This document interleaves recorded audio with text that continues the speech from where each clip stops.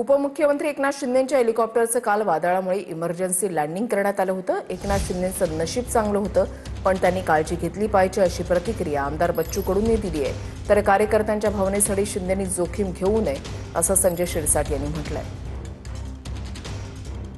वाटते शिंदे साहेबांनी यावर फार दक्ष राहणं गरजेचं आहे।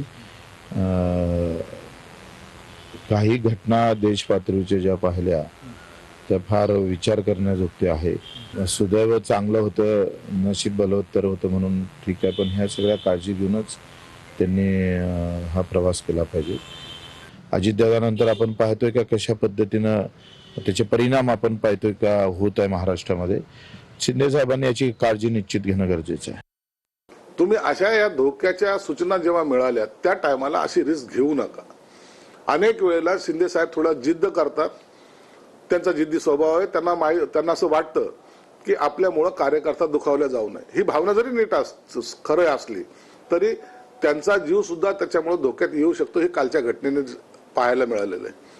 प्रत्येक कार्यकर्त्याच्या काळजाचा ठोका हा चुकला होता।